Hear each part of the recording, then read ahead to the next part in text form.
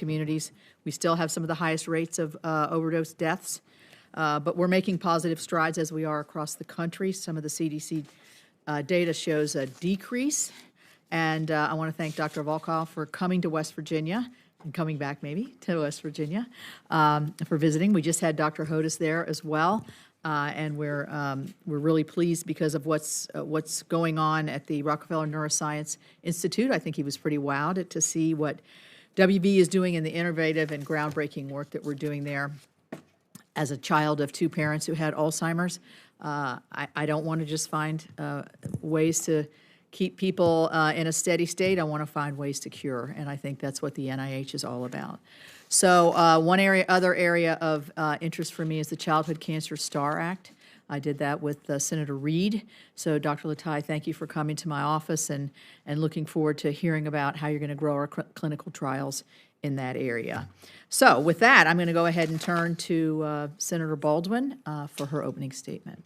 Thank you, Chair Capito, and I want to welcome Dr. Bhattacharya and the Institute and Center directors here today. I also want to note that the director of the National Institute of Allergy and Infectious Diseases was slated to testify, but stepped down from his position. Other top officials at NIAID have also reportedly been reassigned and forced out of their positions. In the midst of an emerging Ebola outbreak, we have a leadership vacuum at the world's premier infectious disease institute and across our health agencies.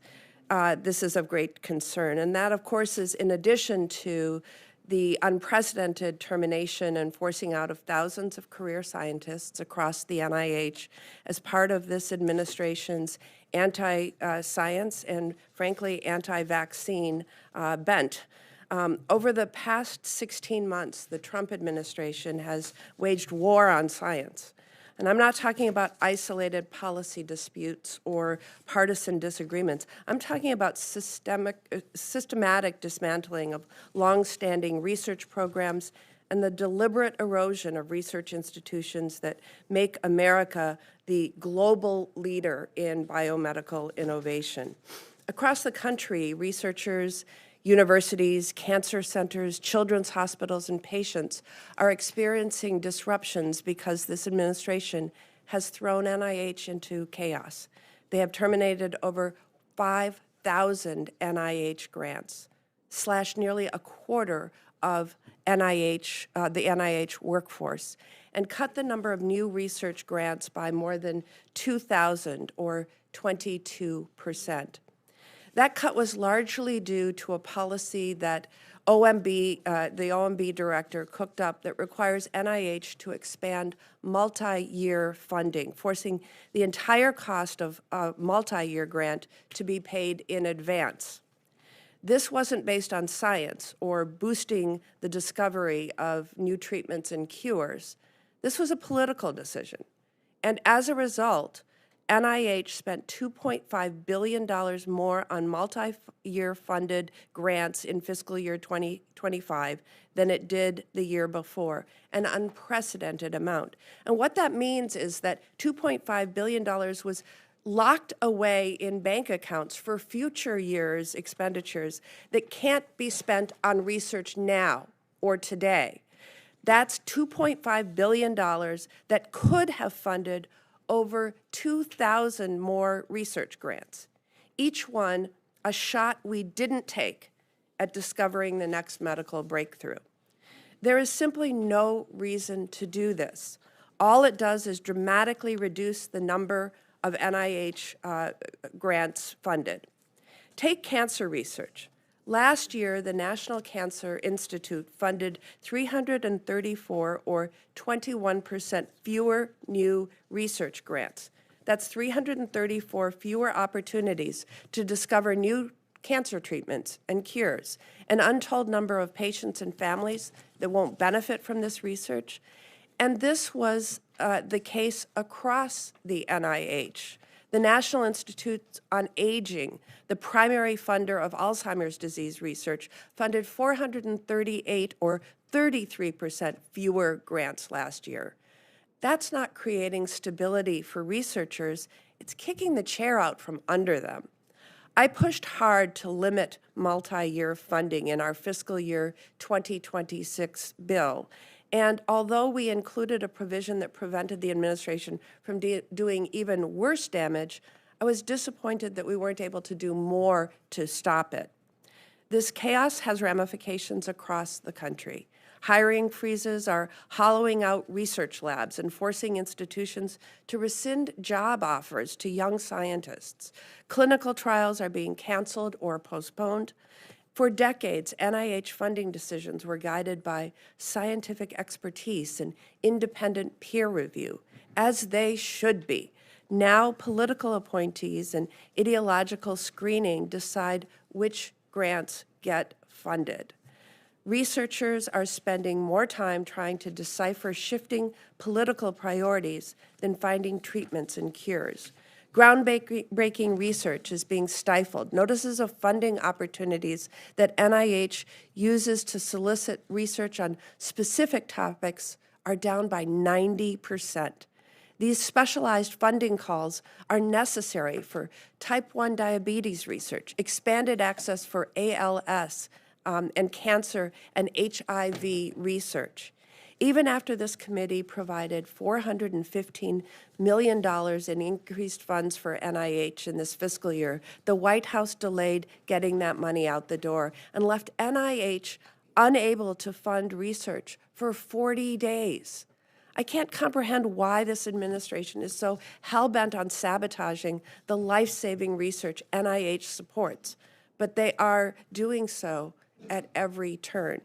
What concerns me most is that this damage will take years, if not decades, to undo, because the cost is so much higher than lab closures, canceled clinical trials, or young investigators leaving science. The cost will be fewer treatments and cures, lost loved ones, and an entire generation of scientists gone. Congress should do more to stop this administration, what they're doing to our biomedical research enterprise. I've certainly been pushing to do that. But Congress also needs to get serious again about running a budget and appropriations process that truly allows us to prioritize biomedical research. From 2017 to 2023, we provided meaningful increases for NIH, and NIH awarded more grants each of those years. But that progress has stalled. Republicans' insistence on squeezing and cutting non-defense funding has meant NIH funding hasn't kept up with rising research costs. This, combined with misguided administration policies like multi-year funding, will mean that NIH will award fewer research grants this year than any year since 2017. Meanwhile, the President is asking for $1.5 trillion, an increase of $450 billion, or 42%, for defense spending. If we can find additional funding for bombs, we should be able to find additional funding for cancer research. We need meaningful increases in non-defense funding to be able to do that, and that's what I will be pushing for during the fiscal year 2027 appropriations process, so that scientists can discover the next breakthrough and families can have hope for new treatments and cures. Thank you. Welcome, Dr. Bhattacharya. We will welcome you for your 5-minute opening statements before we go to questions. Thank you. Chair Capito, Ranking Member Baldwin, and distinguished members of the subcommittee, it's an honor to appear before you again to discuss the work that's being done at the National Institutes of Health. NIH's mission is to turn scientific discovery into better health outcomes and longer life for the American people. It's central to the Make America Healthy Again initiative. The NIH plays a leading role in confronting the chronic disease crisis, advancing rigorous nutrition science, prioritizing prevention, and so much more. Chronic disease remains the leading cause of death and disability in the United States, driving most healthcare costs and affecting millions of Americans. NIH is intensifying investment in research that identifies the root cause of these conditions, enables earlier, more effective interventions, including studies that integrate genetics, behavior, environment, and diet. Diet is a major driver of chronic disease risk, yet critical gaps remain in understanding how specific foods affect health. Ultra-processed foods now account for about 60% of daily caloric intake, with growing links with obesity and metabolic conditions. To address this, the NIH is supporting multidisciplinary research, advancing targeted interventions to address chronic disease at its source so we can make America healthy again. The NIH continues to deliver measurable progress by building on decades of foundational science.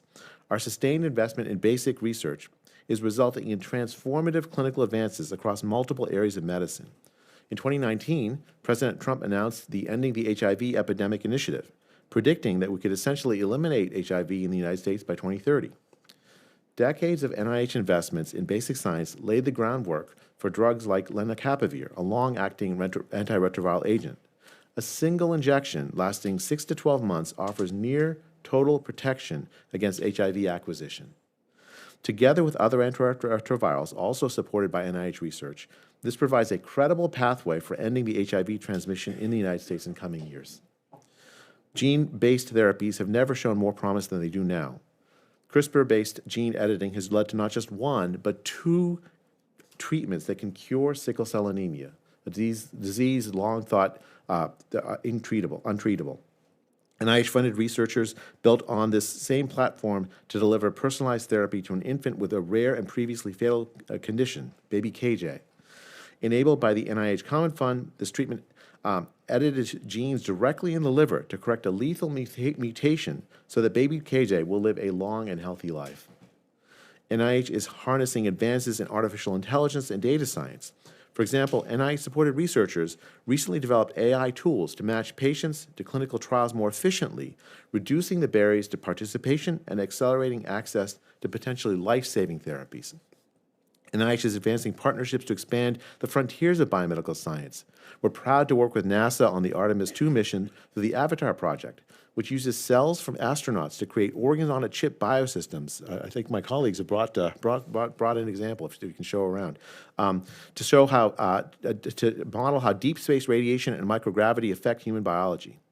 You may be asking how this helps the average American. Well, microgravity reveals aging-related changes in cardiovascular, immune, and musculoskeletal systems, and this work informs treatment for chronic diseases here on Earth. While innovation is critical, affordability remains essential. Drug repurposing is a powerful lever to reduce the cost and accelerate access to this new technology.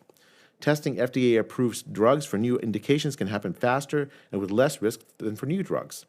NIH-supported studies suggest a shingles vaccine called Zostavax may reduce dementia risk, and my colleagues at the National Institute of Aging are organizing a roundtable on this. Terazosin, long used for benign prostatic hyperplasia, shows potential on Parkinson's disease. While more research is needed, this approach allows us to deliver interventions more cost-effectively while maintaining scientific rigor. We're improving how science is conducted and funded. NIH is advancing a coordinated agency-wide effort to improve rigor, replication, and reproducibility, including the Common Fund Replication Initiative and new investments of approximately $100 million to validate key findings. I'm grateful to Congress for making that possible. These efforts ensure the NIH-supported science is reliable, generalizable, and ready to inform clinical care. The NIH fosters innovation by supporting a balanced research portfolio. Through a unified funding strategy, the NIH is strengthening its ability to curate portfolios that span the full spectrum of scientific approaches and align with national priorities. We're working to broaden the geographic scope of funding, strengthening research capacity in institutions across the country, while expanding the use of human-based research models to improve translatability, responsibly reducing animal use when appropriate. Let me just finish with just a bit. The strength of the American biomedical research relies on its rigor, transparency, and its early-stage investigators, its ability to deliver durable results. Our role as careful stewards of resources entrusted to us ensures that every taxpayer dollar produces reliable knowledge, produces measurable health gains, and has a lasting public benefit. We remain committed to scientific excellence and to improving the health of all Americans. Thank you, and I look forward to your questions. Thank you very much. And I will now turn to the chair of the full committee, Senator Collins, for several minutes for a statement or questions or whatever she can have whatever she wants. I like that attitude. Just remember, I'm the one who said it. Thank you so much, Madam Chair. First of all, let me welcome all of you this morning. I have worked so closely with many of the members of this panel and admire your dedication to improving the health of the American people. There are, however, some budget issues that I find to be inexplicable in some ways, and I do want to discuss some of those with you today. In fiscal year 2025, the NIH awarded more than $120 million in grants and contracts to entities in my home state of Maine. This funding directly supported 1,378 jobs and more than $280 million in economic activity. I mentioned that because there is an economic impact to the research that we're doing, as well as an impact on the health and well-being of Americans. This funding has also led to very exciting developments, such as a clinical trial for a new Lyme disease vaccine and another clinical trial investigating how GLP-1 drugs could be used to treat long COVID. Really exciting developments. Breakthroughs like these can only be sustained if research institutions are able to cover this cost. Yet, the administration's budget request once again proposes a 15% arbitrary across-the-board cap for indirect research costs after Congress specifically blocked a similar proposal last year. Such a cap would negatively affect cutting-edge research happening at universities, nonprofit laboratories, medical centers around the country, and undermine the foundation of our nation's global leadership in biomedical research and technological innovation. Doctor, we discussed the FAIR model and other alternatives last year to have more accountability, increase transparency on indirect costs that are funded with taxpayer dollars. I would like to ask you whether you have a specific proposal for improving the current indirect cost system without adopting this one-size-fits-all, arbitrary, very harmful cap across the board. Senator, we absolutely remain committed to making sure that the research institutions of this country receive the support that they need to have the success that you described. I'm really grateful that you started with the examples of a potential vaccine for Lyme disease, GLP-1s for so many different uses, and so much more. I'm sure you could have gone on for a very long time. The key thing that I'd love to have happen, and I'm going to convene a committee of my advisory committee director so that we can discuss this openly, and is a proposal to de-link the way to compete to allow competition, free and open competition for these facilities money the NIH has for institutions. The key idea is that right now, in order for Maine and other places to win the facility support, you have to have excellent scientists that win the grants. And linked to that is the facilities money.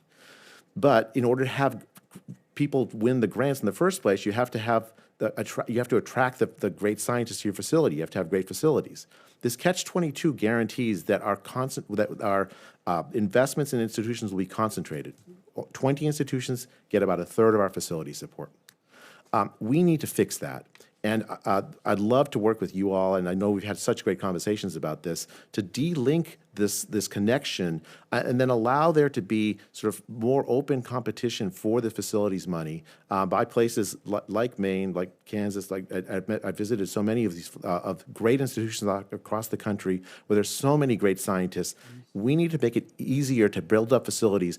NIH is like seed money for these places. Once we invest, you get other foundations investing as well. And I want to work with you to launch essentially a renaissance in biomedical research across the country. Where it won't just have a couple of super biomedical hubs, but everywhere across the country where there are amazing scientific ideas, people should be able to get support for it. Thank you. Dr. Rogers, it's great to see you again, although I don't think this hearing will be quite as moving and inspiring as the Children's Congress hearing at which you testified last summer.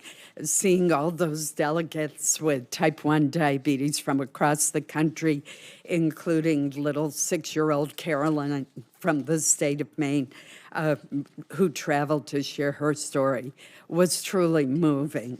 Recent type 1 diabetes research funded by NIH has led to some exciting developments, and clinical trial data resulting from NIH funding, Clinical Islet Transplantation Consortium, has contributed to FDA's approval of the first ever stem cell treatment for type 1 diabetes. And I realize the clinical trials have been small so far, but it is so exciting that after receiving this treatment, 10 out of 12 patients in clinical trials no longer needed insulin. That is extraordinary. Therefore, for the life of me, I cannot understand why the budget would propose a $167 million cut for your institute, the National Institute of Diabetes and Digestive and Kidney Diseases. By contrast, we have increased funding for the Special Diabetes Program. But this is the last point at which we should be cutting funding for biomedical research, period. But your institute, given that we're finally seeing real progress, could you please comment on this? Sure, Senator Collins. First of all, thank you for your ongoing support for the Special Diabetes Program and yours and your colleagues. This has really led to some major breakthroughs in the way that people in this country with type 1 diabetes have enjoyed long and the quality of life has changed dramatically. You mentioned the first ever FDA-approved stem cell treatment transplantation, but also the first drug under your watch, teplizumab, which can delay the onset of type 1 diabetes by at least 3 or more years. And also, it was that SDP support that's responsible for 5 of the 6 commercially available artificial pancreas technologies, and these are now being applied in many other areas. A reduction in funding will have consequences, of course. We'd have to either delay or postpone many of our efforts, including our TrialNet effort, which was actually the vehicle which led to this approval, ultimately, of the first drug to delay the onset. And we're right on the cusp of understanding what the environmental determinants of diabetes in youth are, the so-called TEDdy study. We're right at that point where we're in an intense data analysis phase.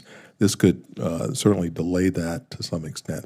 Nonetheless, we're very thankful for what we get, and we'll make the appropriate adjustments as necessary to ensure that all of our funding goes out as required by the law. Thank you. Thank you.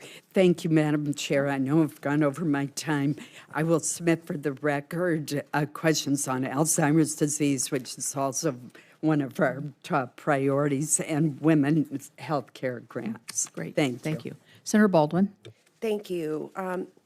The current Ebola outbreak highlights the potential use of mRNA technology to respond rapidly to viral threats, especially ones we don't have vaccines or treatments for, like the Ebola strain that is emerging in Central Africa. But last year, Health and Human Services terminated $500 million in contracts for cutting-edge mRNA vaccine development, and then redirected that funding to 80-year-old vaccine technology. Experts have expressed serious concerns that this technology is outdated and inferior, and that the way the funding was awarded circumvented the scientific review process. Dr. Bhattacharya, will you commit to providing this subcommittee with the contracts that awarded that funding? Senator, so first I should say that the Bundibugyo virus, that Ebola virus that's now in the DRC, we don't have a vaccine for it, but we do have with NIH. So I'm raising an issue that there was $500 million in contracts for mRNA research, vaccine development, that was cut off and then redirected. And so I was wondering, what I asked was, will you commit to providing this committee with the contracts that awarded that funding? So first, Is that's an easy yes or no? Well, those are BARDA contracts, not NIH contracts. So you can ask HHS specifically. As far as NIH contracts, absolutely, we're an open book for that. Okay. Was there an open, fair, transparent call for proposals for this funding? We use this for the funding for the universal flu vaccine, you mean?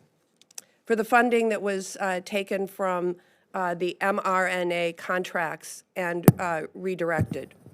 So the universal flu vaccine that the NIH is investing in for research, for research purposes, followed our normal processes for identifying intramural research opportunities. So the answer is yes. So was there peer review of that process? It's the same standard process that we use for all our intramural researchers. This is a very promising vaccine platform. So the idea that we can get a single vaccine that can essentially end, you bypass the standard peer review competitive process. No, that's not accurate. Award $100 million internally to two NIH researchers, Senator, one of whom is your deputy director. Senator, that's just not accurate. It followed the normal process for just determining how intramural, NIH has a tremendous number of amazing scientists, some of whom you see here at the table with me. There's a normal process for deciding which projects get funded. $500 million in contracts were terminated, $100 million redirected to 80-year-old technology without competition. And the researcher, one of them is best known for being a COVID vaccine skeptic, had his lab's annual operating budget increased by more than 50 times. Did Secretary Kennedy, his special assistants, direct NIH to award this funding to these two investigators? Senator, the project you're talking about is a tremendously promising project that could end HIV. Did Secretary Kennedy's special assistant direct NIH to award this funding to these investigators? So the NIH followed normal processes for deciding whether to invest in this universal flu platform. If the project works out and looks for tremendously, early results look very promising, we could have a single injection so you don't have to get annual flu. I'm very concerned about the process, the lack of competition, lack of peer review. This funding was appropriated in the American Rescue Plan. Congress agreed in our fiscal year 2026 Labor HHS Appropriations Bill to rescind that funding. That bill was made public on January 20th.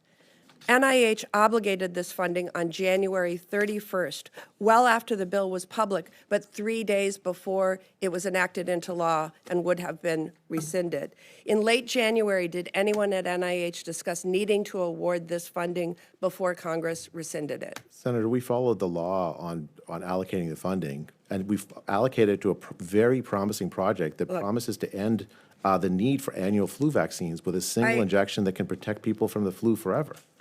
My understanding is that those discussions did happen, and to be clear, the Trump administration rushed out American Rescue Plan funding before Congress could rescind it, as we tried to do in our bill. Secretary Kennedy has his own narrative about the effectiveness or lack thereof of mRNA vaccine technology, and hiding studies to show their effectiveness is something that I'm deeply disturbed about. And meanwhile, NIH is bypassing its actual gold standard scientific review process to unilaterally award more than $100 million to two NIH researchers, one of whom is best known for being a COVID vaccine skeptic, and the other who reportedly just stepped down as NIH director without any public explanation. Forgive me, those researchers you're talking about are among the most important flu vaccine researchers in the world. They've had a tremendous track record of success in flu, infectious disease, for flu, and particularly flu vaccination research. I mean, they're NIH-funded researchers. NIH researchers, they've been here for decades. They're among the world's leaders in flu vaccine research. We'll expect to see those contracts. Thank you. Well, I was going to start my question with Dr. Latai, but I have to respond a little bit, and Senator Baldwin and I get along really well. But the insinuation from the remark is we're sitting in front of 6 incredible scientists for our country that are trying to solve some of the most deepest, devastating problems, that it's being done on the lam or done illegally or done suspiciously is very offensive to me. And so I just wanted to say that before I ask Dr. Latai, which he probably knows.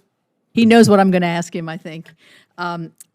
I am from a rural state, as we know, and I'm very interested in the NCI Cancer Center designations. And I've seen several projects where it talks about the concentration of cancers in rural areas, such as mine, such as many of our states here. And some of the states that bear the highest cancer incidence and mortality rates remain largely without access to NCI designated care, where it's proven the care is better, more successful, and has better rates of cure. So, we have the IDEA program, which has great success, and to help get some of that biomedical research out to our rural areas. What I would like to see is this NCI cancer designation branch, sort of an alternative designation pathways or something, so that the structural barriers that are preventing our eligible institutes in states such as mine from getting, and I know mine's working towards this, and I know you're working with them, and I appreciate that. Will you continue to keep looking at this comprehensive review of cancer center support? And maybe you could give us just a 30-second how much more successful the rates are around cancer center designations for the patients that are being served in those immediate or regional areas. So thank you, Senator. First, I'd like to say that I think an undercurrent of your question is that it's no good to have major advances in cancer research unless we can reach all Americans with them. And correct. I and the NCI wholeheartedly agree with you on that. With respect to West Virginia, we are working closely with Dr. Hazard Jenkins to make sure that when an application is submitted, it will be a successful application. As you may know, NCI-designated cancer centers are specifically designated because of their devotion to research. Right. As well as clinical, as well as basic research if they are a comprehensive cancer center. And I think that's a very laudable goal, and I agree with you that our cancer centers, not only in providing clinical care, but also advancing the standard of care, our NCI-designated cancer centers have been essential to that function. And we look forward to cancer centers from rural states joining that group. I also want to make the point, though, that NCI-designated cancer centers aren't the only way that we bring top-quality care to the more rural areas of America. We also have NCORP sites as well as NCTN sites throughout the country where people can enroll in NCI-supported cancer clinical trials. And that's a way of getting cutting-edge clinical research to people, whether they're in rural environments or urban environments. And we look forward to continuing that. Thank you. Thank you very much. Dr. Volkoff, you know in your visit of West Virginia and your many years of working in your area of expertise, that we still got a big problem. So we're having breakthroughs also in your area. Some exciting opioid research results from NIDA intramural research team, and I'm not even going to try to say his last name, so I'm just going to say Dr. Mike, and his team identified a novel, highly potent opioid that shows potential therapy for pain and opioid use disorder. Could you describe that research, please? Yeah, thanks very much for the question. And it is actually quite important because the overdose crisis was born out of lack of treatments for people suffering from chronic pain that led to the use of opioids. So a priority for our institute in partnership with others is to develop safer treatments for people with severe pain. And so the one that you're reporting by Dr. Michaelidis actually works. It's an opioid itself, so you can either go to mechanisms that don't invoke the opioid system or those that do. And most of the most powerful drugs we have actually activate that opioid system. What he has been able to document in animals is that this molecule activates the opioid receptor in a different way, such that that signaling inside the cell does not result in the respiratory depression or the addictiveness of typical opioid drugs. So in that respect, it's a breakthrough because you are manipulating chemistry to create a conformation that can lead you to the analgesia, but it's safer. Right. So, of course, we need to bring this into humans. Right. So basically, what I'm saying is, or what you're saying is an opioid that's non-addictive, that can address the pain element that opioids are really good at numbing the pain, but also have the side effects of the addictiveness. Exactly. All right. But we need to test it in humans. Right. Okay. Senator Moran. Chairman, are you sure I'm next? A Democrat, maybe. I am next on our Oh, side. you know what? You are right. Excuse me. God, I hate saying that to you. In my, Senator Durbin. Thank you, Senator Moran and Madam Chair. I was a sophomore in high school, 14 years old. My father had lung cancer, and he died at age 53. And I stood by his hospital bed and felt absolutely helpless and destroyed as a kid. I never forgot that experience. I never will. So when I came to Congress, I decided to take on big tobacco. 36 years ago, I introduced a little amendment. It banned smoking on airplanes. That amendment triggered a reaction I didn't even anticipate. It was a tipping point. At the time we passed that amendment to ban smoking on airplanes, 27% of high school students were smoking tobacco products, 27%. Today, it's 2%. But our kids aren't safe from another product of big tobacco. It's called vaping. Are you all familiar with vaping? I'm sure you are as medical doctors. Dr. Volkow, is vaping dangerous to children? Yes, vaping is, if by itself, but even more so if it has nicotine, it can produce addiction. And particularly in children, this can actually escalate. So yes. Do you hear any statistics about the percent of kids in high school and junior high who are vaping today? Yes, we monitor it very carefully, and fortunately, we have seen significant reductions in vaping among teenagers in our country over the past 3 years, 4 years. So yes, fortunately, because the levels were very high. How high? Went up to 23% of 12th graders, and now we are much lower than that. So big tobacco is no longer peddling tobacco to your kids and grandkids. They're peddling vaping with the same addictive qualities of that nicotine and the same danger to these kids. So the question, Dr. Bhattacharya, is what is this administration doing about vaping? Senator, you heard Dr. Volkow talk about our research programs in vaping. I agree it's dangerous for kids. And I think that for the NIH, our role is to document the ways that vaping and other things affect the health of children, as well as other people. So, Do you see any connection between fruit-flavored vaping and children being attracted to it? I mean, we'd have to do research, but I think that is probably inappropriate for children to be using fruit-flavored vapes. Do you realize that the announced policy of this administration within the last 2 weeks is going to make it easier for these companies to peddle Fruit Monster vaping, Candy King vaping, Raspberry Slushy vaping to our children in junior high and high school now? Senator, I think that vaping for kids is a dangerous thing. And I think that the role of the NIH isn't to set policy, it's to do research to document the ways to address these health problems. But you've conceded the obvious. They're peddling flavors that attract children. children who don't have the maturity to make the decision, and they become addicted to a product which is dangerous to them, according to Dr. Volkow, which I couldn't agree more. So how can we in good conscience say that this administration has the best interests of children at heart when they're exposing them to this deadly product?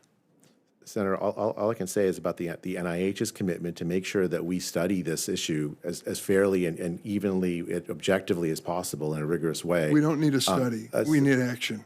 We need to stop this. And the previous administration wasn't much better, to be honest with you. And I was pretty critical of them as well. To think that these companies, many from China, are going to peddle some product to our kids, that they're going to vape in this steamy concoction of chemicals, chromium, and God only knows what else is in it.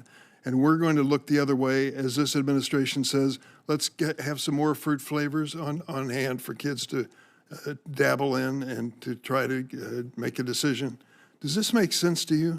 I mean, Senator, having kids have more access to vaping does not make sense to me. Is there anyone on the panel of you 6 doctors who think this is a sensible decision by the Trump administration to make it easier to peddle fruit-flavored vaping to kids in high school? Wait, I'm asking panel. Kids in high school and junior high school. Is there anyone among you who thinks that's a good idea? Thank goodness you're honest in your response. Well, there's a disclosure today, and I don't know the source of it here, about a $5 million donation from Big Tobacco that preceded the vaping decision. Reynolds sent along a check for $5 million, and the president switched his position on this. This is ghastly to think that we're allowing this to occur. And here I am, 36 years after passing banning on smoking on airplanes, seeing us introducing a new product and new variations on it to addict our children. For God's sake, is there one person in the administration besides those who've already resigned who will stand up and say, enough, this violates my conscience? I yield. Thank you, Senator Durham. Before I go to Senator Moran, and thank you for correcting me, by the way, I would like to recognize 2 of the ACS volunteers, youth volunteers from West Virginia that are in the audience, Nicole and Brendan. Can you guys stand up real quick? Thank you all for what you're doing. Okay, Senator Moran. Chairman Capito, thank you very much. Dr. Bhattacharya, I appreciated the opportunity to welcome you to Kansas last November. I appreciate your visit. I have already invited Dr. Rutter to come home to Kansas. Dr. Hodes volunteered to come visit Kansas on his own volition this morning. Dr. Litai, you are the only cancer director, and it's the amount of time that you've been in office, not any other criticism, that hasn't been with me in Kansas to see what we're doing. And I would extend the opportunity and welcome the chance to showcase, but more importantly, those visits, I hope, affect how you look at research decisions that you make, but perhaps the most value is for us to figure out how we can do our jobs better to meet the needs of this country and this world in solving the problems related to diseases and afflictions. And so I'm very appreciative of your presence here today, and I appreciate the relationship that we've developed with you all in the past and look forward to that continuing. I want to raise first a topic, and I don't know that I've asked about Parkinson's disease in any one of these hearings before, but it's certainly, I'm becoming more aware of the challenges people face in regard to this disease. FY26, we were successful in adding a $5 million amount of money for implementation of the national plan to end Alzheimer's. And Dr. Bhattacharya or Dr. Hodes, tell me what that means, what's going to happen as a result of that. I'm going to let my colleague, Dr. Hodes, say, because he... Dr. Hodes? Yeah. So the National Plan for Parkinson's disease, for which NINDS will be taking a major lead, follows the pattern for Alzheimer's disease, in which there's a National Advisory Council has been established. This brings together scientific experts, advocates, members from private and public sector to work together in an unusual committee structure to survey and make recommendations for progress in research and care and long-term services. And I think the Parkinson's Initiative is intended to model very much after this very effective and very all-encompassing approach to an important neurodegenerative disease. I was involved in at least the funding and the initiation of efforts to do what you just described in the world of Alzheimer's, and I'm pleased to see it's seen as a role model for other things that we hope we can address as we are doing Alzheimer's now. I want to ask a question perhaps to all of you, because I think every institute may have something to do with this topic. I'd like to discuss NIH research on CMV. It's not a thing that's well known, but it is a common, generally harmless virus that can be contracted at any age. CMV is the most common congenital viral infection affecting newborns.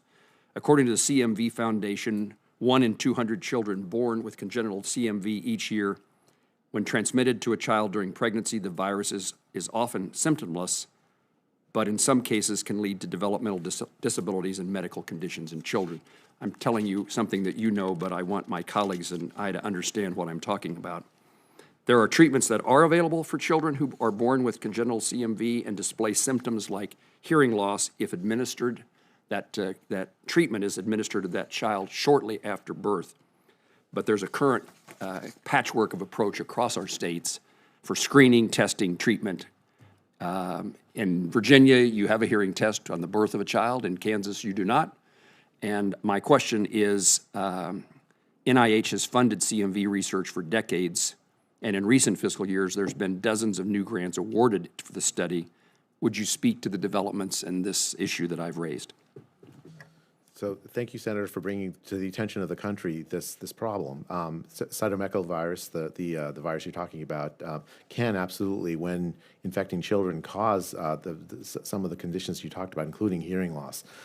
We have a program to evaluate universal CMV screening policies to see how it can prevent exactly the outcomes you're talking about. I think it's not as well known as people might hear about HIV or other viruses, but it is something where potentially early intervention can make a big difference in the life of a child. And we at the NIH are absolutely committed to studying it and figuring out ways to better prevent it, and so that children don't have to suffer for it.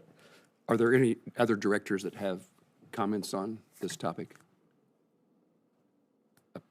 Okay. My time has expired. Thank you, Chairwoman. Senator Shaheen? Thank you. Thank you all for being here this morning. I'm going to ask a question. I understand that Senator Collins has already asked this question, but as the other co-chair of the Diabetes Caucus, I think it's worth following up.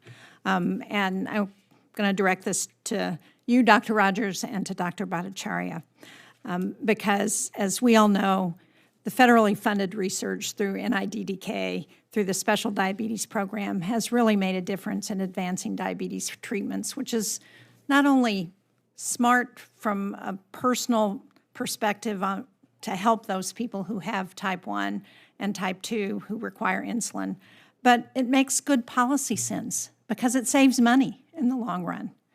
And unfortunately, what we've seen in the president's budget is that it cuts both of those programs. So can both of you share why diabetes research funding is so critical and what's going to happen? What would happen if we were to cut all of that research funding? Dr. Rogers.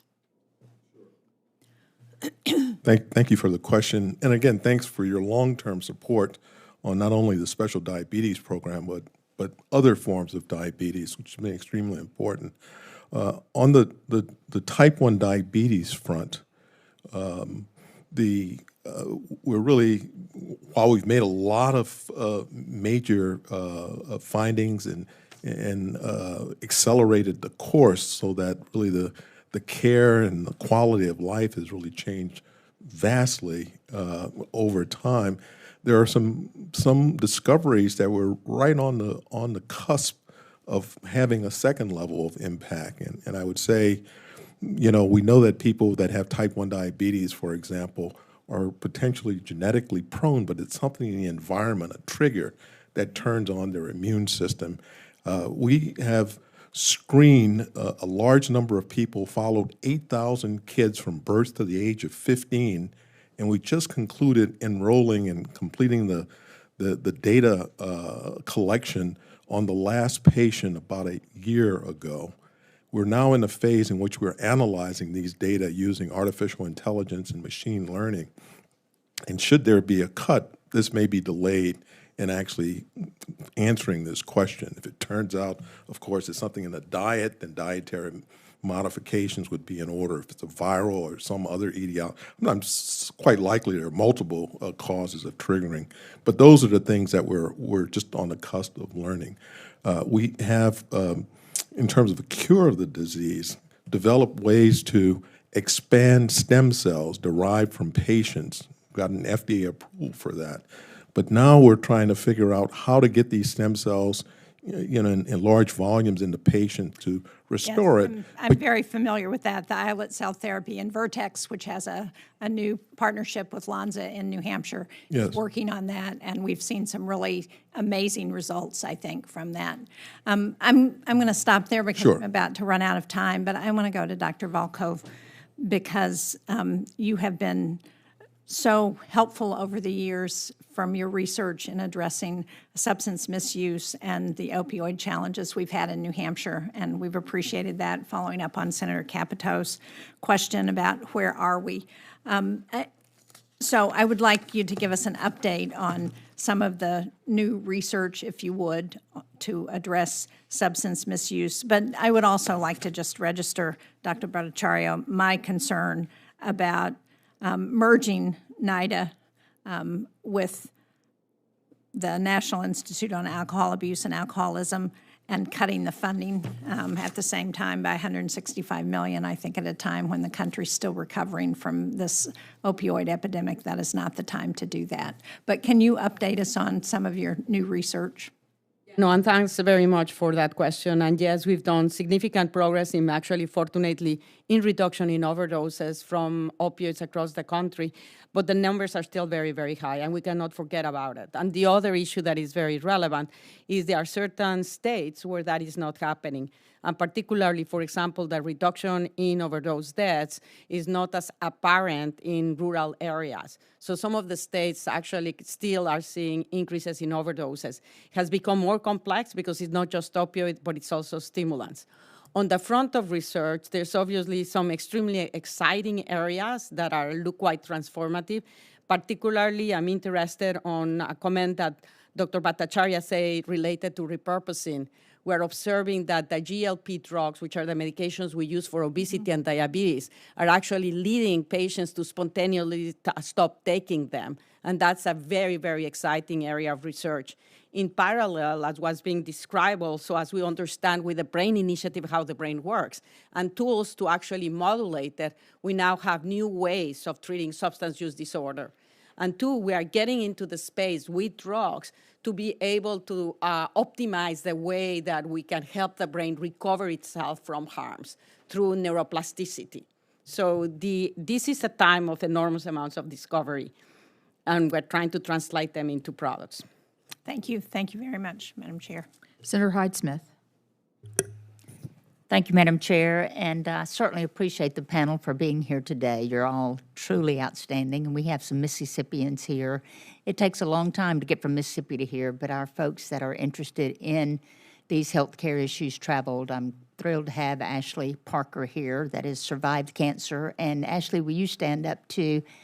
She is just fiercely helping other people going through this, and I certainly appreciate her.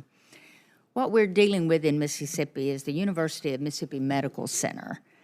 We are working toward the National Cancer Institute designation. Our local legislature in Mississippi they have given $100 million to start this.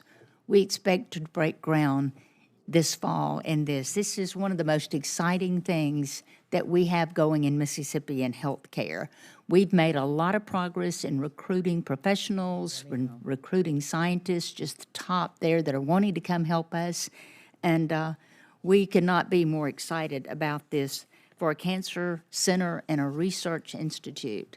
But we know that attaining the NCI designation, although it's a top priority for me and obviously the legislature in Mississippi, we know that can be a tall hill to climb.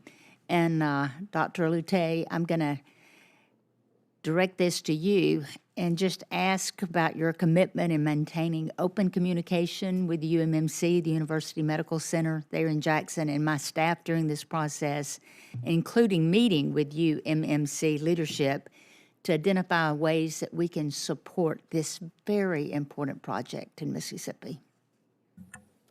Senator, that is an extremely easy commitment to make. We very much like to hear from centers, especially in states that don't already have an NCI-designated cancer center. We'd love to hear from centers who want to take that next step into designation. I love what I'm hearing about. There's really three legs of this stool. There's institutional commitment, and there is infrastructure support. And I love what I'm hearing about what the state of Mississippi is doing towards that. The third leg of that stool is research.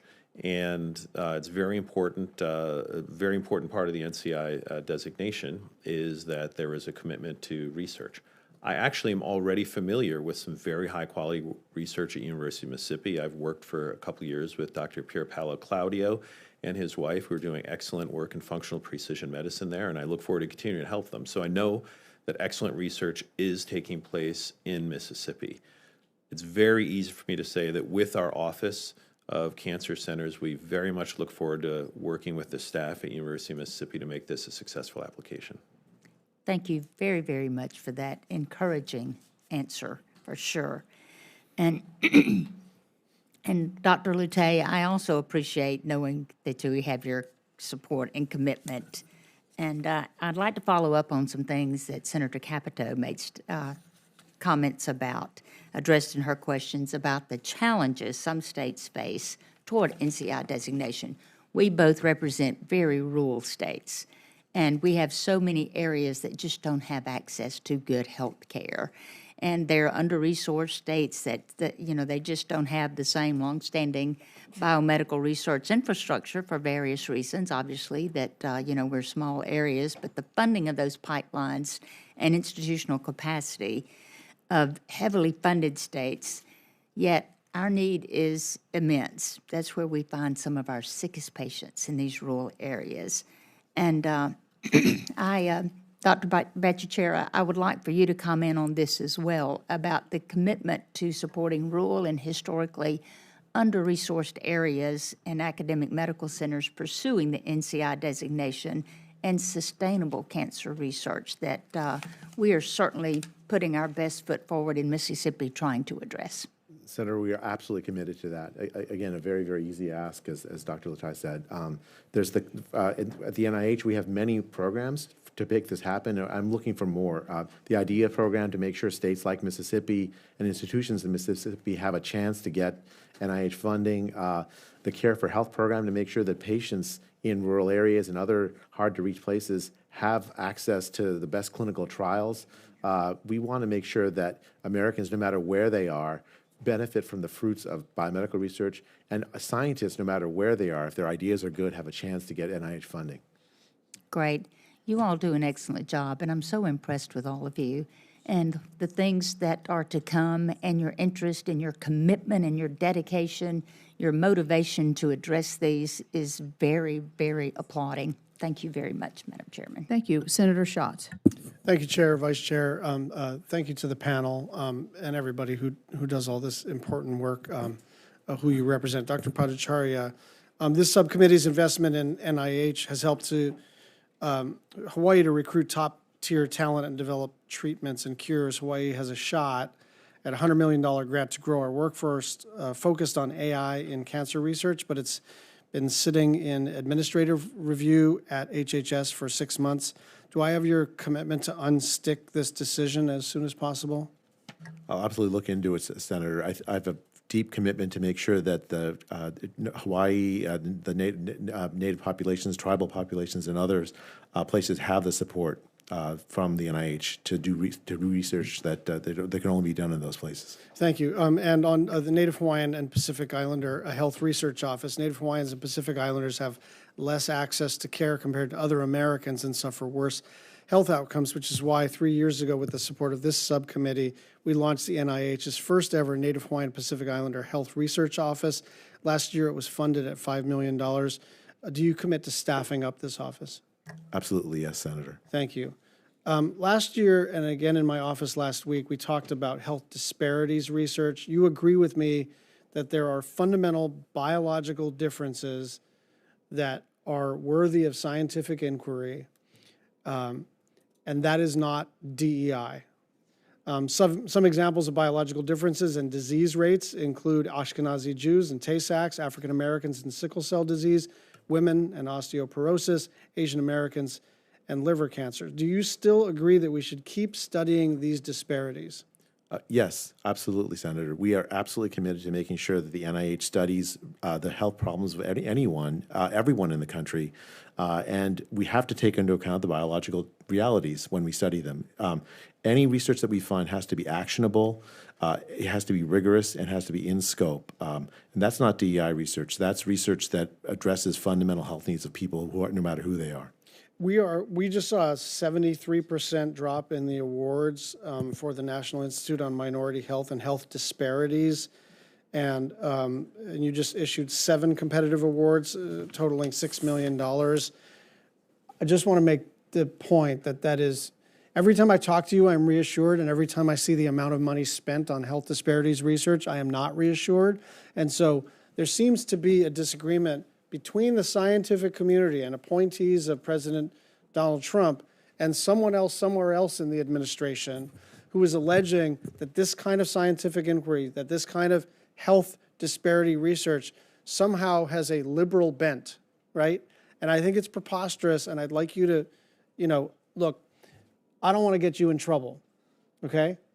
But this is ridiculous, and I think you know it's ridiculous, and I think all of us on this committee should be able to wall off our disagreements about diversity, equity, and inclusion, and the extent to which the Biden administration or progressives over the last decade may have done things that Republicans or conservatives disagree with, and then letting it spill over into some basic biological questions that we really want to know the answer to, and I'd like you to respond to that. Well, Senator, the NIMHD is absolutely committed to spending the allocation of funding that Congress has given this year, as we did last year, and to spend it on excellent science. The acting director, Dr. Monica Hooper, is an amazing scientist, and I have full confidence that they'll be able to identify great research that improves the health and well-being of minority populations in this country. Finally, chronic pain exceeds hypertension and diabetes as the most prevalent, costly, and debilitating chronic disease in the United States. My Stop Pain Act was enacted 9 years ago, and since then the NIH has funded hundreds of millions of dollars in pain research. We've seen good progress so far, but there's still more to do to ensure more people have access to safe, effective treatments. We need to recommit to funding studies, but instead, you have limited pain research, and I'm wondering why. I've not limited pain research, Dr. Volkow. No, I am not aware that there's any limitation on pain research. In fact, we're very, very grateful for the Congress for giving us for the first time allocation of $250 million to study pain, and that has accelerated discovery. So that's great to hear.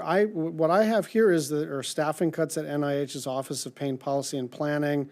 There's no proposed line for the HEAL initiative for fiscal 27, and you terminated or paused millions of dollars in grants for cross-cutting HEAL initiatives. So if this is a misunderstanding, it's the best misunderstanding I've encountered in many, many months. And so I love the HEAL initiative. I think it's such an important program for addressing addiction in this country. It's produced so much advance, and Dr. Volkow, who's the leader of NIDA, has been a champion of it, and I fully support that. I'm going to assume I'm wrong and be happy about it, and if I'm right, I'll be angry about it later. Thank you. Senator Bozeman. Thank you, and thank all of you for being here. I've had the opportunity, I think, to have almost all of you in my office on occasion, and I think those meetings have been as productive as any as I've had, since I've been here. I also understand that you all are very talented people and could do a lot better financially doing something else with your talents. So we appreciate your service to our country in the way that you're doing. Dr. Bhattacharya, the IDEA program has played a critical role in expanding NIH-supported research in states like Arkansas that have historically received a smaller share of federal biomedical research funding. Many of these same states face some of the nation's highest rates of chronic disease and adverse health outcomes.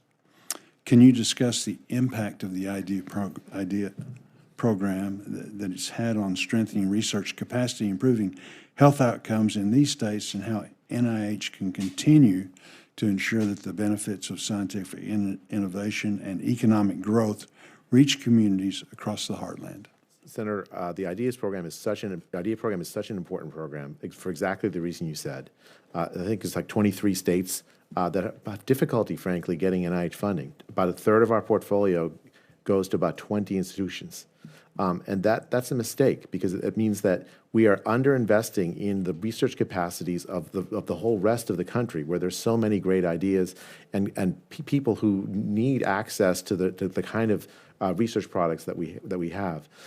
So I'm absolutely committed, not just for the IDEAS program, but also to other mechanisms to addressing that problem, including reform of how we decide how we fund facilities in this country, so that every facility in the country has a chance of getting NIH funding in a way that doesn't disadvantage you just because you're not in the top 20. No, that's excellent. Dr. Leddy, one of the things that we're seeing is the trend of the rising incidence of cancer among younger adults who would otherwise be considered healthy and at low risk. Can you tell us a little bit, I know you all are working on this problem, can you tell us a little bit about what the Cancer Institute is doing to better understand the factors driving this, and what research initiatives are underway to identify potential causes and prevention strategies, how we can help you with that? I think you have accurately identified what is a problem that many of us in the cancer community are aware of.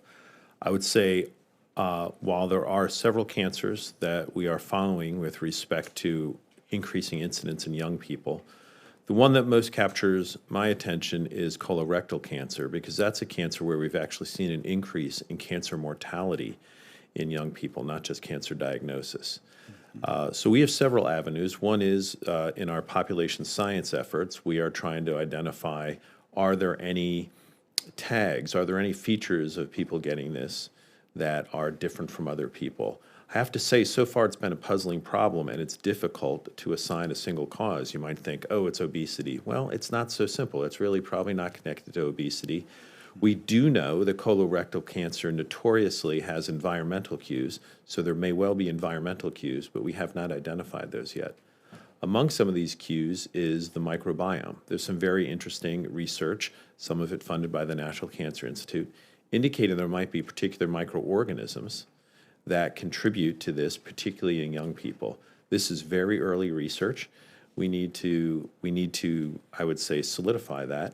But an interesting thing about the microbiome is that if we do find that the bacteria in our own gut are contributing in some cases to this, we do have ways to manipulate the microbiome in our own guts. So that's another promising area of research. But I assure you, this has captured our attention, and we're very interested in figuring out the causes and then moving towards prevention of early colorectal cancer. Very good, thank you. Dr. Volkov, although we're making positive strides towards lowering the overall overdose deaths, which we've discussed, substance use disorder in places like Arkansas is still a critical issue. Recently, a powerful new synthetic opioid reported to be even stronger than fentanyl was linked to a death in our state. These synthetic drugs are being designed to look like legitimate prescription medications and make them incredibly difficult for experts to identify and track. Can you share how NIH drug abuse will ensure that federal research resources continue to adapt quickly enough to help our states tackle these things? And then the other thing very quickly, well, go ahead. Yeah, no, we have a multi-pronged approach to address it, because the problem of synthetic drugs is per se not new, it's just getting worse, and it's here to stay. So, and it is basically chemistry to try to maximize how addictive a drug can be and actually rapidly also gain competition with the others in the market. So we are, number one, assessing the emergence of what drugs are occurring across the country. The second one is analyzing the characteristics of these drugs and then communicating and implementing interventions for people that are sort of overdosing with them, how to treat them, and trying to ourselves also develop the guidelines while working with other agencies so that we can have a concerted effort, because this is not just us in isolation, it's working with the CDC, it's working with the DEA, and it's working with the FDA so that we can come in, they can use then this knowledge to generate policies on what should be forbidden or not. Thank you. Thank you, Madam Chair. Thank you. We're joined by the co-chair of the full committee, Senator Murray, so thank you for coming. Thank you very much, Madam Chair, and welcome to all of you. Look, the NIH funding level isn't just a number on a page. It really determines how much we can fund opportunities to discover the next life-saving cures, whether it's for cancer, Alzheimer's, or diabetes, so much more. And that's why so many of us have fought so hard to boost NIH funding. Between 2017 and 2023, we were able to increase NIH funding to support more than 6,000 additional grants for research on childhood cancer, on dementia, on many other terrible diseases. And not that now that was only possible because our overall non-defense budget was growing. But now what we have in front of us is that congressional Republicans have for years now held that domestic budget flat, and that meant that NIH funding has been essentially flat for the last 3 years, resulting in fewer grants and fewer cures. And the budget that we have now been presented by you and the President are literally asking Congress to cut NIH's budget by $6 billion in order to provide room to give Trump his $1.5 trillion war budget. So, Dr. Bhattacharya, how do you justify cutting NIH research by billions to send $500 billion more to the Pentagon? Do you personally support that? Senator, the budget is obviously a major problem for this country. The NIH, what my job is to make sure that my colleagues have what the resources they need to fund the best biomedical research in this country, and I'm really grateful to work with Congress and the administration to make sure that that's possible. Well, you didn't really answer the question, and I know why, but just for all of us to understand, we're being asked to cut NIH by $6 billion. Why? In order to provide a huge increase on the defense side. And according to one estimate, it would not take not even 2% of Trump's war budget to prepare candidate vaccines against active viral diseases. So I hope this committee rejects that request and works to make sure that we provide opportunity for Americans when it comes to biomedical research. Doctor, we are now dealing with the hantavirus outbreak and a deeply concerning emerging Ebola outbreak. I am very concerned because there is a void of public health leadership from this administration, especially as you now work to balance two roles, as we talked about yesterday, two full-time jobs. With less funding and fewer staff and stalled research, can you credibly tell us that we are better prepared for public health threats than we were a year ago? So what I can tell you is that as the acting director of the CDC, the last about 2.5 months, 3 months, what I've just encountered is an absolute professionalism, a CDC public health staff who has devoted their lives to protecting this country and, frankly, the world from the kind of infectious disease threats you've seen.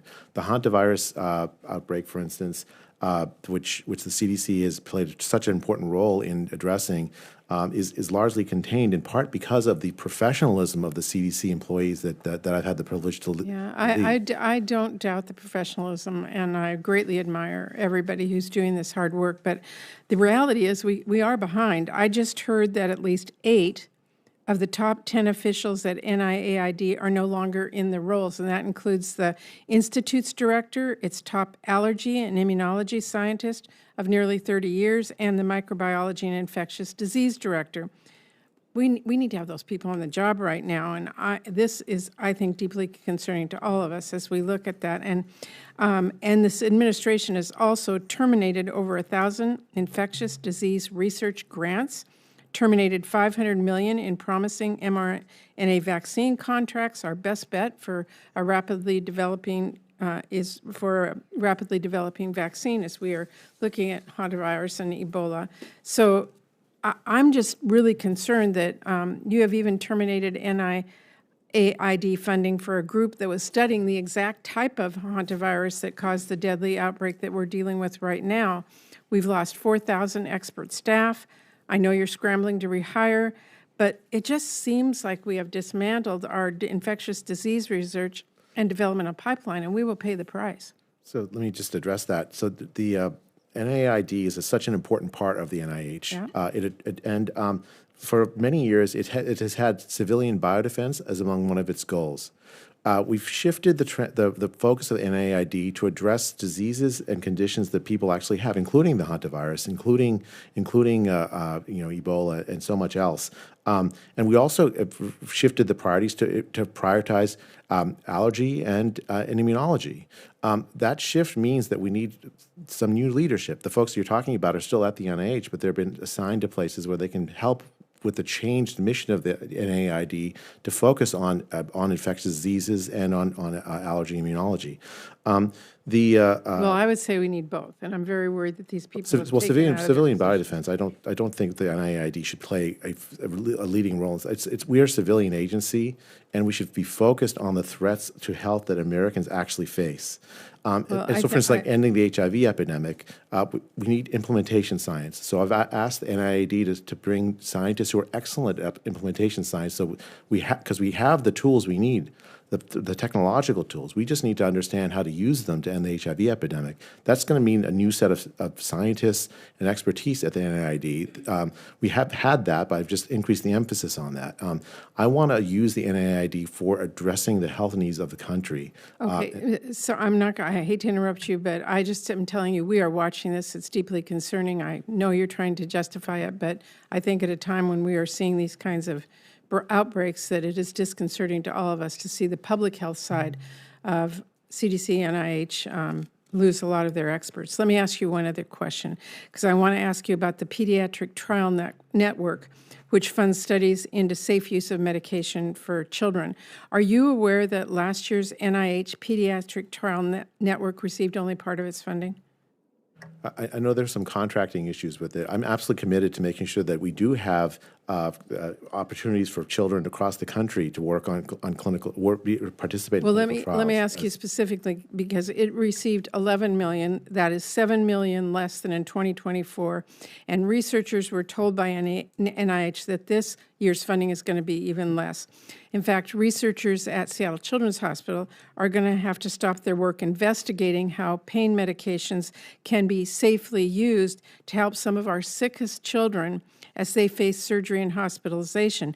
And this funding was cut because of an arbitrary nonsense rule made by OMB Director Vogt that caps spending on contracts.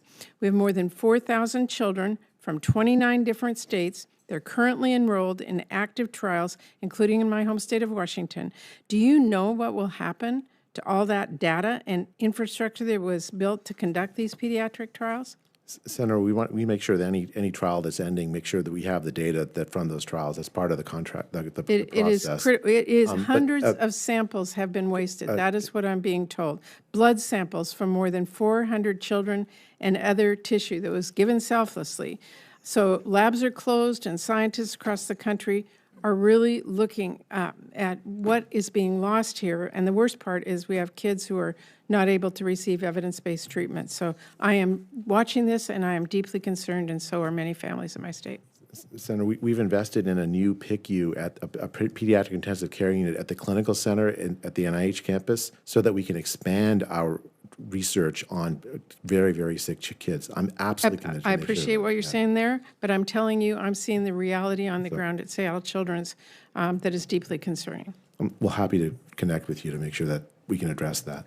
Thank you. Senator Britt? Thank you, Madam Chairman.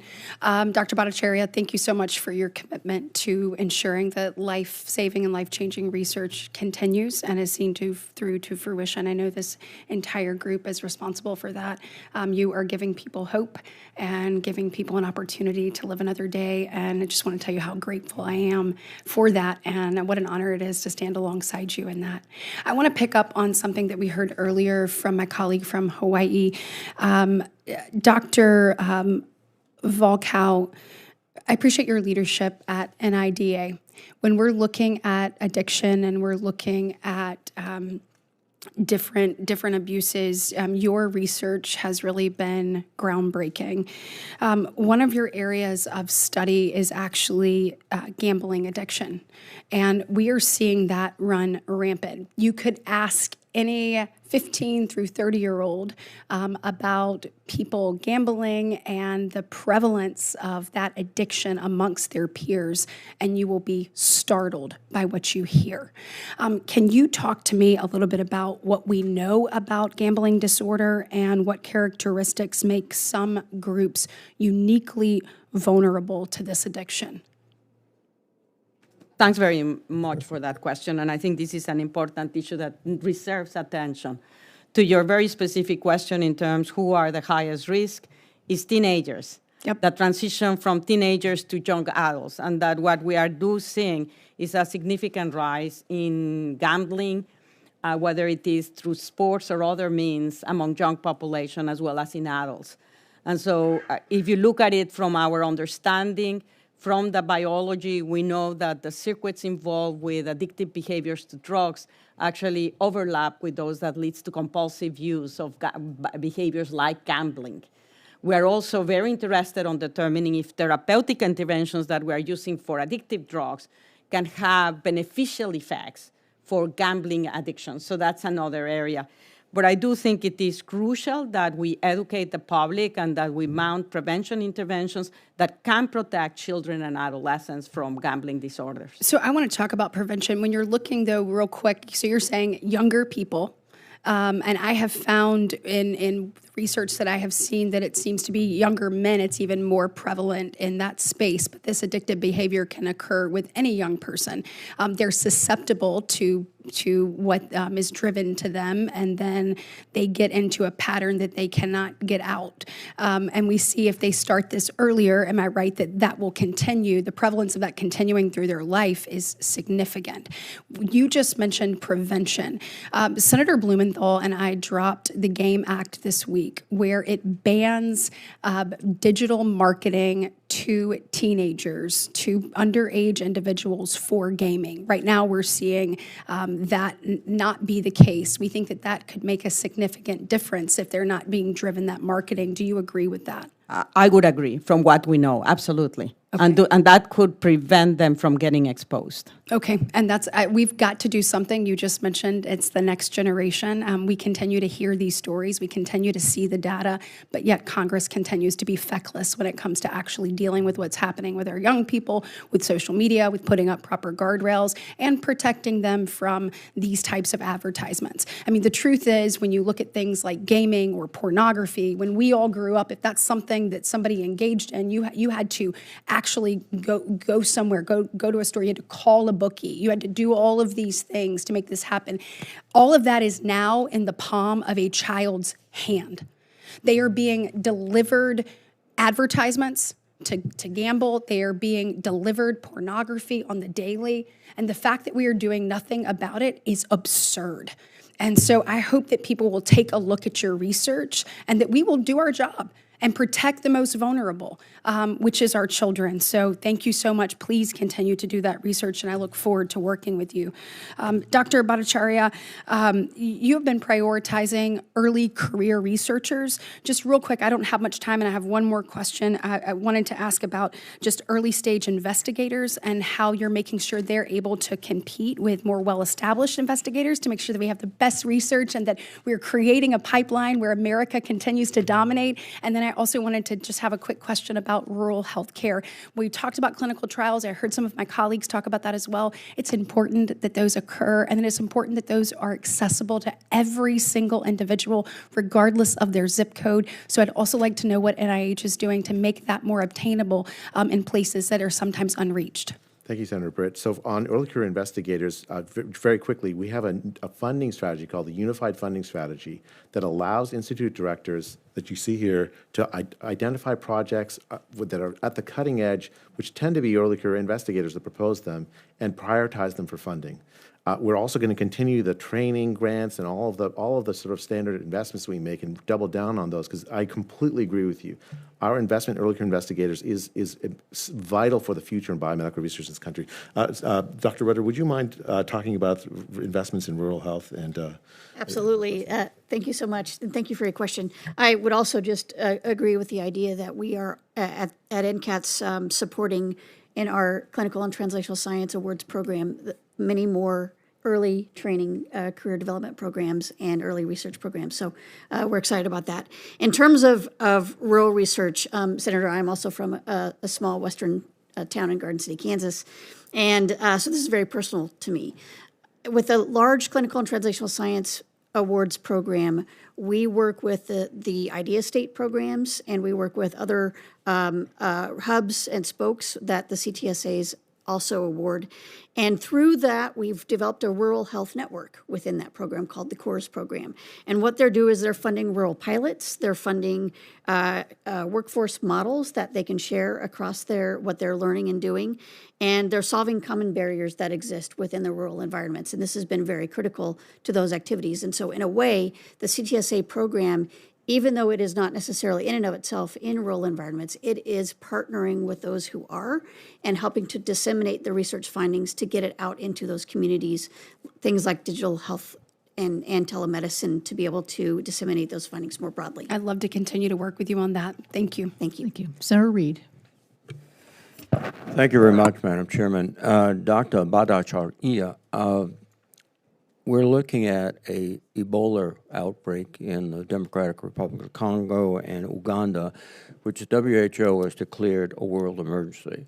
And at the same time, you are proposing to eliminate the Fogarty Center at the NIH. The Fogarty Center, by the way, is named after Congressman John Fogarty, who is iconic to me and all Rhode Islanders.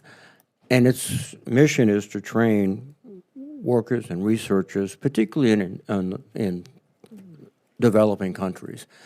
And that doesn't seem to make sense when we're seeing an Ebola outbreak and you're taking away one of the means that we try to deal with international problems that could come quickly to the United States. So it's more than ironic. I think I think we're failing on a major effort. So, Senator, the Fogarty Center serves an important role that absolutely will continue at the NIH in making foreign collaborations easier and safer to conduct, because those are important for research.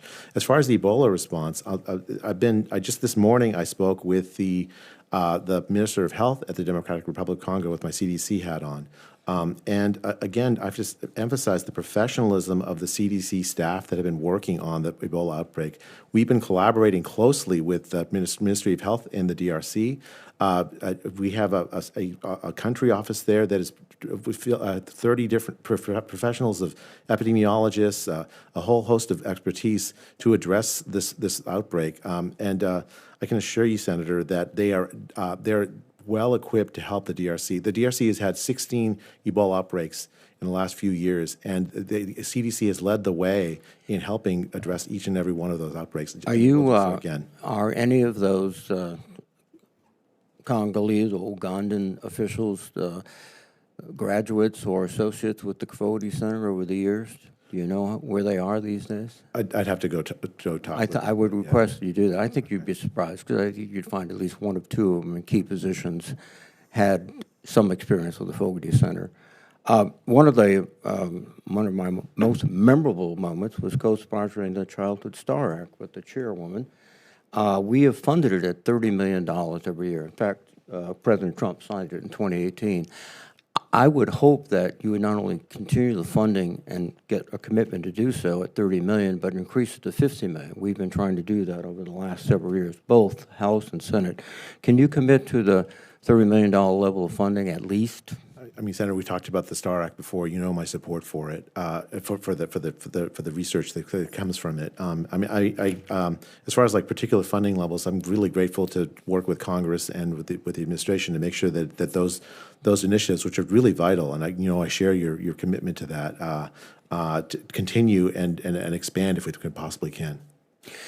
Well, we are today talking about the budget. But we also have to think about the second and third order consequences of what you're proposing. And I think it was illustrated quite well recently by the president of MIT, who indicated that their research portfolios shrunk by 10% and that their graduate student enrollment is shrunk by 20% with respect to the funding and also the reclaiming of funds by DOJ and other operatives, and the immigration laws, which are frankly scaring people from coming here. Now, we are surrendering our leadership in the world on research, and your budget will reinforce that. Do you think about these consequences?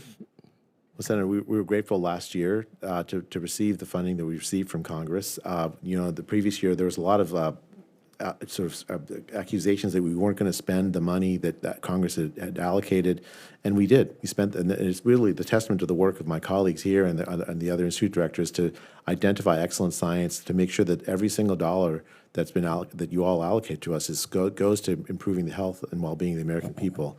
We'll continue to do that, Senator. Absolutely. Well, how do you explain the fact that our premier research universities, and I think I see many people here who can verify that they're doctor, have you seen any effects up at the Harvard Medical School on research? So of course, I'm no longer there. You can speak objectively.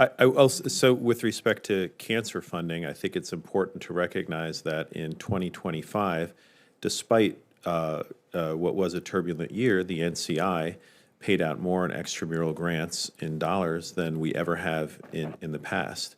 And in 2026, we will be exceeding the amount that we gave to the extramural community in 2025. Are you noticing, though, a decrease in overall research at medical schools, universities, et cetera, and a lack of students? Again, some of my colleagues are talking about dominating the world healthcare research. We're not dominating, we're surrendering. That's what we're doing in this budget.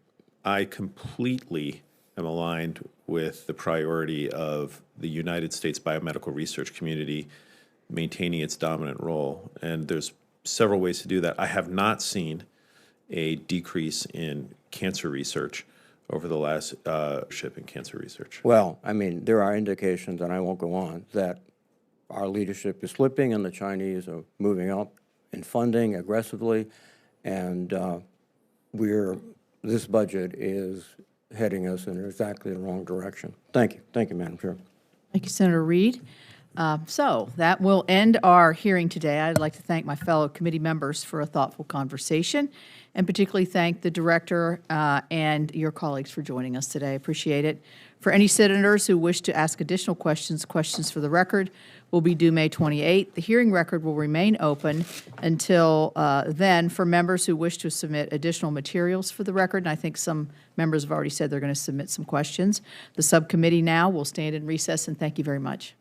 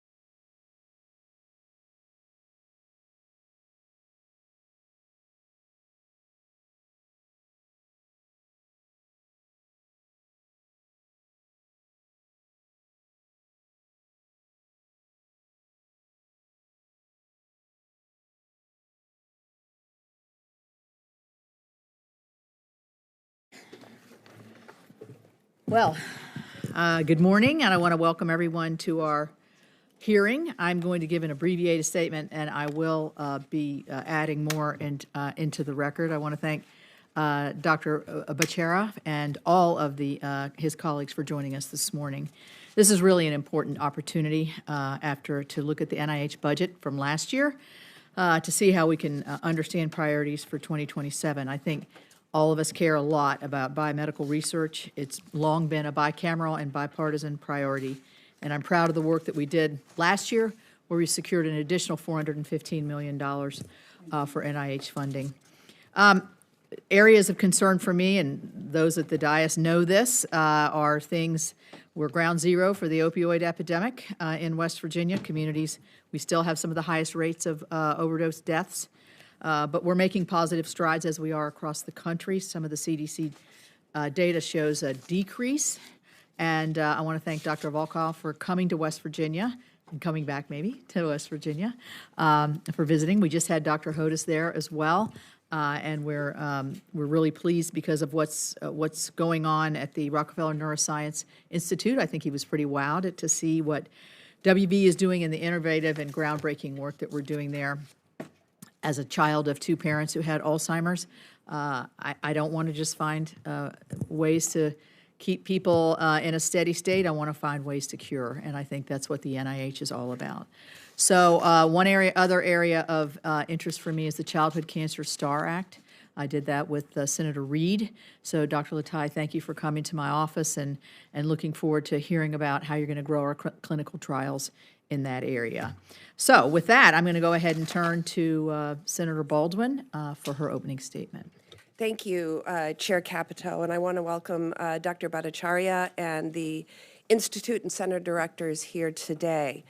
I also want to note that the director of the National Institute of Allergy and Infectious Diseases was slated to testify, but stepped down from his position. Other top officials at NIAID have also reportedly been reassigned and forced out of their positions. In the midst of an emerging Ebola outbreak, we have a leadership vacuum at the world's premier infectious disease institute and across our health agencies. This is of great concern. And that, of course, is in addition to the unprecedented termination and forcing out of thousands of career scientists across the NIH as part of this administration's anti-science and, frankly, anti-vaccine bent. Over the past 16 months, the Trump administration has waged war on science. And I'm not talking about isolated policy disputes or partisan disagreements. I'm talking about systematic dismantling of longstanding research programs and the deliberate erosion of research institutions that make America the global leader in biomedical innovation. Across the country, researchers, universities, cancer centers, children's hospitals, and patients are experiencing disruptions because this administration has thrown NIH into chaos. They have terminated over 5,000 NIH grants, slashed nearly a quarter of the NIH workforce, and cut the number of new research grants by more than 2,000 or 22%. That cut was largely due to a policy that the OMB director cooked up that requires NIH to expand multi-year funding, forcing the entire cost of a multi-year grant to be paid in advance. This wasn't based on science or boosting the discovery of new treatments and cures. This was a political decision. And as a result, NIH spent $2.5 billion more on multi-year funded grants in fiscal year 2025 than it did the year before, an unprecedented amount. And what that means is that $2.5 billion was locked away in bank accounts for future years' expenditures that can't be spent on research now or today. That's $2.5 billion that could have funded over 2,000 more research grants, each one a shot we didn't take at discovering the next medical breakthrough. There is simply no reason to do this. All it does is dramatically reduce the number of NIH grants funded. Take cancer research. Last year, the National Cancer Institute funded 334, or 21% fewer new research grants. That's 334 fewer opportunities to discover new cancer treatments and cures, an untold number of patients and families that won't benefit from this research. And this was the case across the NIH. The National Institute on Aging, the primary funder of Alzheimer's disease research, funded 438, or 33% fewer grants last year. That's not creating stability for researchers, it's kicking the chair out from under them. I pushed hard to limit multi-year funding in our fiscal year 2026 bill. And although we included a provision that prevented the administration from doing even worse damage, I was disappointed that we weren't able to do more to stop it. This chaos has ramifications across the country. Hiring freezes are hollowing out research labs and forcing institutions to rescind job offers to young scientists. Clinical trials are being canceled or postponed. For decades, NIH funding decisions were guided by scientific expertise and independent peer review, as they should be. Now, political appointees and ideological screening decide which grants get funded. Researchers are spending more time trying to decipher shifting political priorities than finding treatments and cures. Groundbreaking research is being stifled. Notices of funding opportunities that NIH uses to solicit research on specific topics are down by 90%. These specialized funding calls are necessary for type 1 diabetes research, expanded access for ALS, and cancer and HIV research.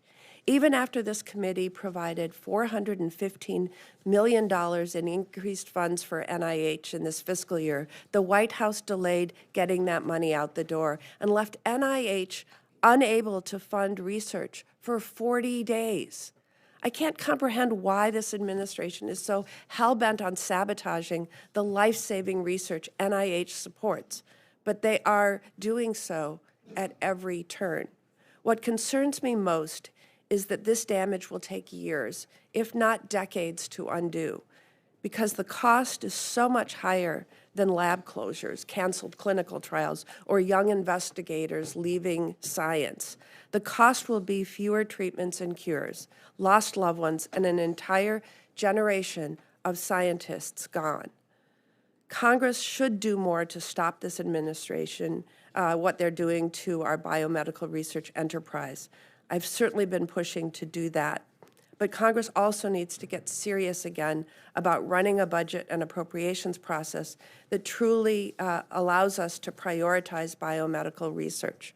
From 2017 to 2023, we provided meaningful increases for NIH, and NIH awarded more grants each of those years. But that progress has stalled. Republicans' insistence on squeezing and cutting non-defense funding has meant NIH funding hasn't kept up with rising research costs. This, combined with misguided administration policies like multi-year funding, will mean that NIH will award fewer research grants this year than any year since 2017. Meanwhile, the president is asking for $1.5 trillion, an increase of $450 billion, or 42%, for defense spending.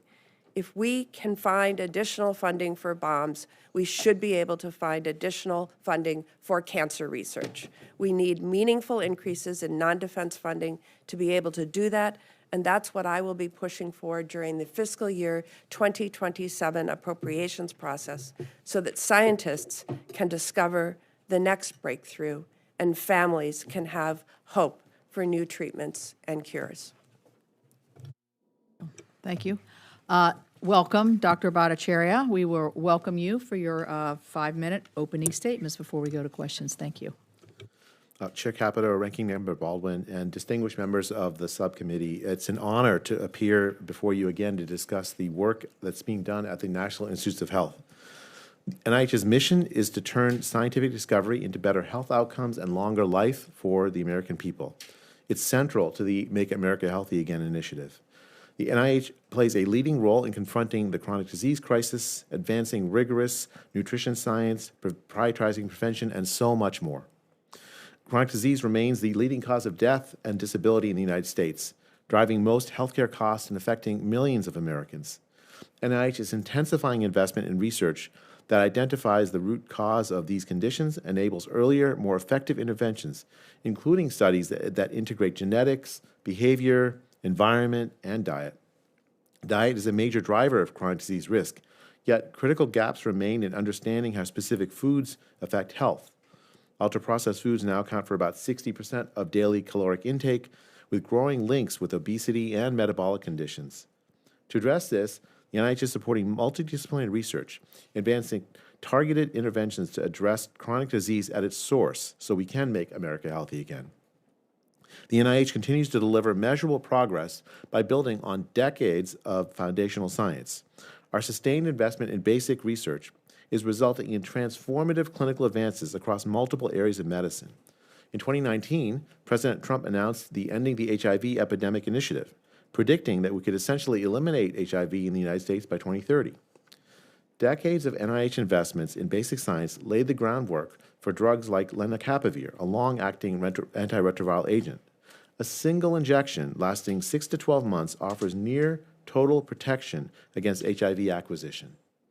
Together with other antiretrovirals also supported by NIH research, this provides a credible pathway for ending the HIV transmission in the United States in coming years. Gene-based therapies have never shown more promise than they do now. CRISPR-based gene editing has led to not just one, but 2 treatments that can cure sickle cell anemia, a disease long thought untreatable. NIH-funded researchers built on this same platform to deliver personalized therapy to an infant with a rare and previously fatal condition, baby KJ.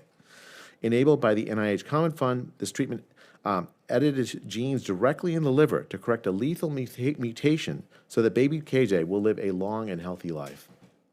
NIH is harnessing advances in artificial intelligence and data science. For example, NIH-supported researchers recently developed AI tools to match patients to clinical trials more efficiently, reducing the barriers to participation and accelerating access to potentially life-saving therapies. NIH is advancing partnerships to expand the frontiers of biomedical science. We're proud to work with NASA on the Artemis II mission through the Avatar project, which uses cells from astronauts to create organs-on-a-chip biosystems. I think my colleagues have brought an example, if you can show around, to show how, to model how deep space radiation and microgravity affect human biology. You may be asking how this helps the average American. Well, microgravity reveals aging-related changes in cardiovascular, immune, and musculoskeletal systems, and this work informs treatment for chronic diseases here on Earth. While innovation is critical, affordability remains essential. Drug repurposing is a powerful lever to reduce the cost and accelerate access to this new technology. Testing FDA-approved drugs for new indications can happen faster and with less risk than for new drugs. NIH-supported studies suggest a shingles vaccine called Zostavax may reduce dementia risk, and my colleagues at the National Institute of Aging are organizing a roundtable on this. Terazosin, long used for benign prostatic hyperplasia, shows potential on Parkinson's disease. While more research is needed, this approach allows us to deliver interventions more cost-effectively while maintaining scientific rigor. We're improving how science is conducted and funded. NIH is advancing a coordinated agency-wide effort to improve rigor, replication, and reproducibility, including the Common Fund Replication Initiative and new investments of approximately $100 million to validate key findings. I'm grateful to Congress for making that possible. These efforts ensure the NIH-supported science is reliable, generalizable, and ready to inform clinical care. The NIH fosters innovation by supporting a balanced research portfolio. Through a unified funding strategy, the NIH is strengthening its ability to curate portfolios that span the full spectrum of scientific approaches and align with national priorities. We're working to broaden the geographic scope of funding, strengthening research capacity in institutions across the country, while expanding the use of human-based research models to improve translatability, responsibly reducing animal use when appropriate. Let me just finish with just a bit. The strength of the American biomedical research relies on its rigor, transparency, and its early-stage investigators, its ability to deliver durable results. Our role as careful stewards of resources entrusted to us ensures that every taxpayer dollar produces reliable knowledge, produces measurable health gains, and has a lasting public benefit. We remain committed to scientific excellence and to improving the health of all Americans. Thank you, and I look forward to your questions. Thank you very much. And I will now turn to the chair of the full committee, Senator Collins, for several minutes for a statement or questions or whatever she can have, whatever she wants. I like that attitude. Just remember, I'm the one who said it. Thank you so much, Madam Chair. First of all, let me welcome all of you this morning. I have worked so closely with many of the members of this panel and admire your dedication to improving the health of the American people. There are, however, some budget issues that I find to be inexplicable in some ways, and I do want to discuss some of those with you today. In fiscal year 2025, the NIH awarded more than $120 million in grants and contracts to entities in my home state of Maine. This funding directly supported 1,378 jobs and more than $280 million in economic activity. I mentioned that because there is an economic impact to the research that we're doing, as well as an impact on the health and well-being of Americans. This funding has also led to very exciting developments, such as a clinical trial for a new Lyme disease vaccine and another clinical trial investigating how GLP-1 drugs could be used to treat long COVID. Really exciting developments. Breakthroughs like these can only be sustained if research institutions are able to cover this cost. Yet the administration